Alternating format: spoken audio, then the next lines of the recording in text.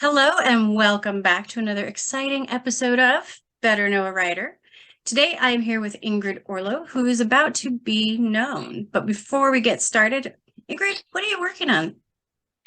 I'm working on a novel about the Bronze Age, and specifically it's a retelling of the myth of Ariadne and Theseus, where she helps him with the business of the Minotaur, and then they go off together, but then he abandons her and he goes back home, but she gets picked up by Dionysus. And the way I see it, Dionysus is probably a much more interesting guy to hang out with. So that's a long, years long project. And in between, when I want to get a little more feeling of accomplishment, I write short stories, because then it's more of a do it, get done, and put it out on WordPress. And then I can continue with my novel a little more. Nice. We would love to stick a link in the description of this video so that we can find your short stories. And Incidentally, I'm about to start that crazy book called Ship of Theseus. I don't know if you've heard of it, but it is a beautiful volume with all kinds of goodies inside that I started. I'm about to start that crazy book called Ship of Theseus. I don't know if you've heard of it, but it is a beautiful volume with all kinds of goodies inside that I started to unpack. And then I was like, no, this is like opening Christmas presents before Christmas time. So I actually had to look it up and find out what it really meant. And that was pretty fascinating. So I hope that I get the opportunity to beta read your novel someday. Thank you, Heather. That'd be awesome. Yeah. All right. Are you ready to be known? Sure. All right. I think. Number one, you can only have one book for the rest of your life. Which one do you pick? I'm going to say the King James Bible, basically, because it has so many stories in it that as a writer, I would be forever inspired by one or other, either in a positive or a negative sense. Nice. A little bit of a critical look at things, and that's cool. What's your favorite pen, Ingrid? Ooh, I do like Lamy fountain pens a lot, but I also like a cross roller ball if I'm getting fancy. But I have a collection of fountain pens, so yes. Ironically, you're not the first writer that I've come across who has a thing for fountain pens, so maybe that's something I should get into. I'm pretty picky about my ink. I like it dark and clear. Right. If you could live anywhere in the world, where would it be? Well, I'm going to say San Francisco, not just because I live here now, but I didn't live here for 20 years, and I came back about 5 years ago, and I continue to find this place incredibly inspiring, visually speaking. If I am ever at a loss for what to do and I'm like, oh God, I'm feeling boring, I can always take a walk and I can always find something interesting. And I love the weather because it's varied and all sorts of things. And I love the people. So I would say San Francisco if there were only one place to live. Absolutely. Ingrid, I'm curious, where did you live when you were not living in San Francisco? I lived in Seattle due to my ex-husband's work. And I have to say, it was a fine place to raise kids. But after a while, the weather really gets to you if you like a little more sunshine than I do.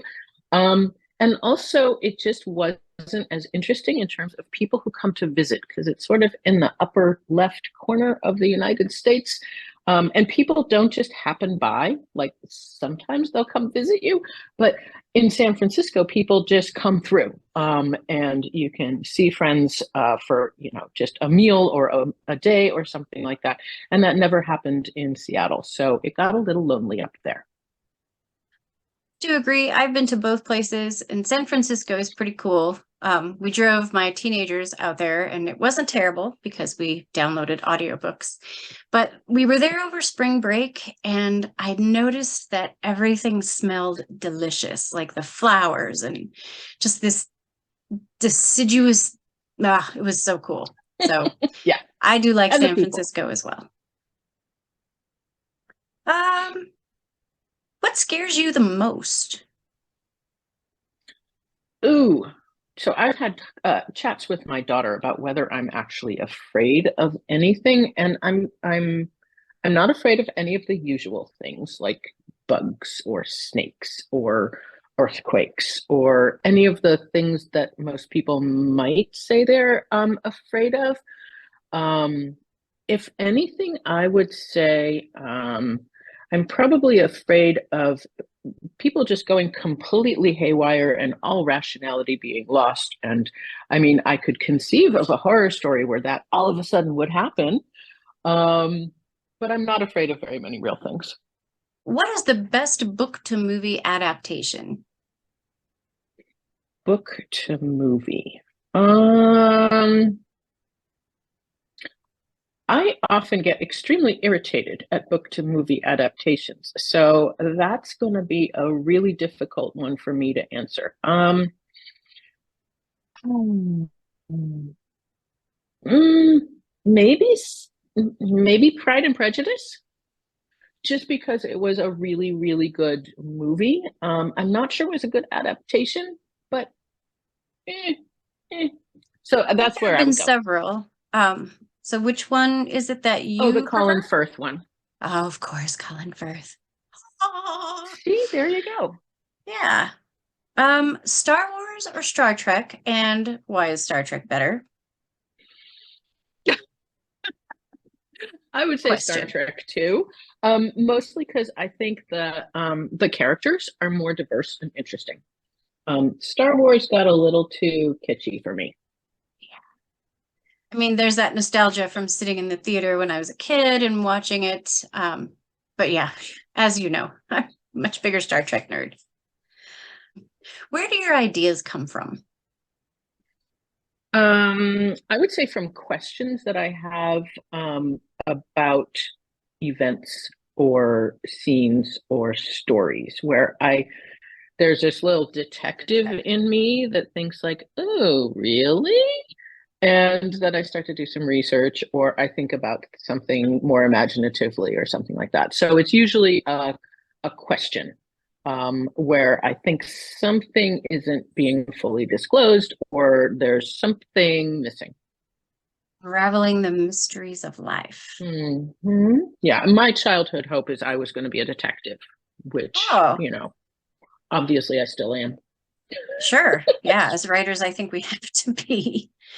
Um, what is my favorite book? Yours, Heather? Yes. Oh, what is your favorite book? Oh gosh. Frankenstein, of course. No. What is the best font? Oh God. Probably Times New Roman. I'm not going to get too fancy about this. As long as it's not Comic Sans. Oh yeah. How many notebooks is too many notebooks? Oh, I think that depends on how you organize yourself. I do think that there are people who use one continuous notebook. I'm not sure how that works, but for those of us who are slightly more organized and have a notebook for everything separately, there are never enough notebooks. Never. I like that answer. Let's see. What is on the top of your to be read pile or piles? Ooh, hang on. Let's see. We'll have to check that, won't we? Let's see. Doop-de-doop-de-doop. To be read. Ooh, The Magician by Colm Toibin, which is a book about Thomas Mann. Okay. If you could have coffee with anyone in the world, living or dead, who would it be? Other than, of course, me. Coffee with anyone living or dead. Let's see. This is the sort of question one would like to have a little more time to answer. That's the beauty of this interview. Living or dead? Let's see. Hard to answer. Definitely hard to answer. Well, obviously with you, Heather. Of course. Who wouldn't? Slipped out of that noose. All right. Yes, you did. I'll accept that answer. Advice for writers in 5 words. Just get your pen moving. I thought you were going to say, just get your shit together. Oh, no. That's the last thing we need as writers. If our shit is all together, we're never going to write anything. That's true. I think we're a mess sometimes, but I think mess and craziness often brings out the creativity. Yeah. So, Ingrid, I think that we can all say you are now officially known. Great. Awesome. Thank you, Heather.